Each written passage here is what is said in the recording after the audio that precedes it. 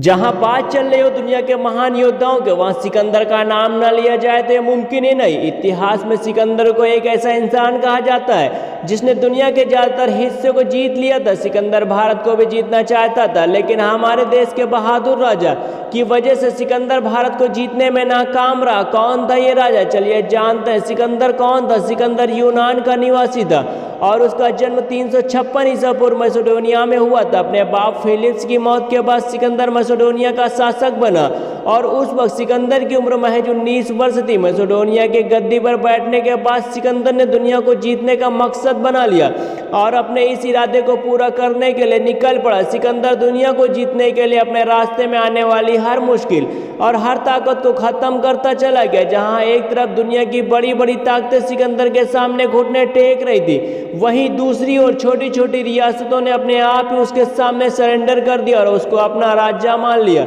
और उस वक्त दुनिया में कोई ऐसा राजा नजर नहीं आ रहा था जो आपको हरा सके या उसको टक्कर ले सके सिवाय एक इंसान के, और वो इंसान कोई और नहीं बल्कि हमारे देश का एक राजा था जिसका नाम था पोरस।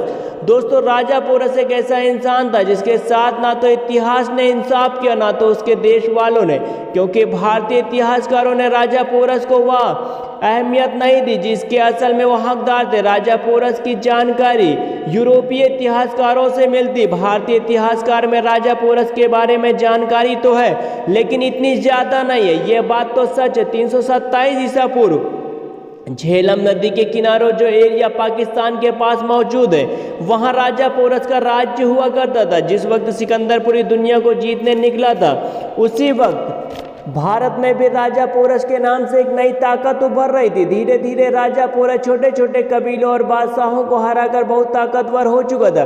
राजा पोरस ईरान के बादशाह डरायस को टक्कर देने के लिए मानने लगे थे। सिकंदर धीरे धीरे ईरान की बॉर्डर पर पहुंच चुका था। ईरान को राजा पोरस का पड़ोसी समझा जाता था। ईरान की सल्तनत उस वक्त इतनी ताकतवर थी कि उसको सिकंदर के बाद दुनिया पर हुकूमत करने वाला दूसरा इंसान माना जाता था।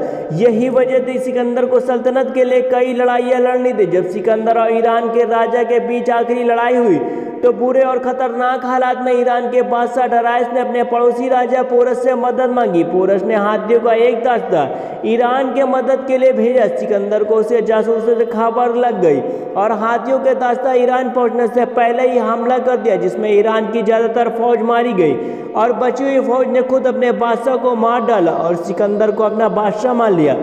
राजा पोरस की तरफ से ईरान वालों के लिए भेजी गई मदद को देखकर सिकंदर को इस बात से अंदाजा हो गया था कि ईरान के बाद अभी भी एशिया में एक ऐसी ताकत है कि जो मेरे सामने लड़ाई के लिए खड़ी हो सकती है। इसलिए सिकंदर ने यह तय किया कि अब उस ताकत को खत्म करके ही लौटेगा। ईरान को पूरी तरह से कब्जे में कर लेने के बाद सिकंदर अफगानिस्तान के रास्ते होते हुए भारत की ओर निकल पड़ा। रास्ते में पड़ने वाले छोटे छोटे कबीलों को अपनी हुकूमत में लेते हुए सिकंदर आगे बढ़ता चला गया। भारत की सीमा में घुसते ही तक्षशिला के राजा आम्बी ने सिकंदर को जोरदार स्वागत किया। उसके लिए जश्न का इंतजाम किया जिसमें सारी रात शराब और नाच गाना हुआ। सिकंदर के मदद के लिए राजा आम्बी ने 5000 हाथी और कुछ सिपाही उसकी सेना के शामिल कर दिए। राजा आम्बी के अलावा बाकी छोटे राजाओं ने तो सिकंदर का सपोर्ट किया या चुपचाप बैठकर राजा पोरस की बर्बादी का तमाशा देखने का फैसला कर लिया। दास्तूर के मुताबिक सिकंदर ने राजा पोरस के दरबार में अपना एक आदमी भेजा। उसने राजा पोरस से कहा अगर वो सिकंदर को अपना राजा मान ले तो बादशाह उससे जंग नहीं करेगा बल्कि उन्हें आराम से राज्य करने देगा और चुपचाप चला जाएगा। राजा पोरस ने उसकी बात ठुकरा दी, जिसकी वजह से सिकंदर गुस्सा हो गया और अपने फौज लेकर पोरस पर हमला करने के लिए निकल पड़ा। लेकिन पानी से पूरी तरह भरी झेलम नदी ने सिकंदर का रास्ता रोक लिया। नदी के उस पार अपनी पूरी फौज लेकर राजा पोरस भी मुकाबला करने के लिए तैयार थे। राजा पोरस के पास ज्यादा बहादुर सिपाही न थे जो अपने देश के लिए अपनी जान देने को तैयार थे। इसके अलावा राजा पोरस की फौज में 300 से हाथी थे जिन्हें खास तौर से जंग के लिए तैयार किया गया था। उस वक्त हाथियों के सबसे ताकतवर हथियार माना जाता था। राजा पोरस और सिकंदर के बीच लड़ाई शुरू हो गई। ये लड़ाई इतिहास की इकलौती ऐसी लड़ाई थी जिसमें टाइम तय किया गया ताकि सूरज डूबने तक ही लड़ाई होगी, रात में कोई लड़ाई नहीं होगी। शुरू में सिकंदर की सेना राजा पोरस पर भारी पड़ गई, मगर बाद में जब राजा पोरस ने हाथियों को लड़ाई के मैदान में उतारा तब लड़ाई एकदम बदल गई, क्योंकि ऐसा पहली बार हुआ था जब सिकंदर की सेना ने हाथियों की सेना से मुकाबला किया। थोड़ी देर में सिकंदर की सेना घबरा गई। यूरोपीय इतिहासकारों का मानना है कि लड़ाई की कोई भी रिजल्ट नहीं निकला या राजा पोरस की जीत मिली या सिकंदर वापस चला गया। इसी लड़ाई में सिकंदर का घोड़ा बुस्सीफेलस की मृत्यु हो गई और सिकंदर उदास हो गया। भारत से लौटते समय बेबीलोन में सिकंदर की मृत्यु हो गई। विश्व विजेता बनने वाला इंसान इस दुनिया से चला गया।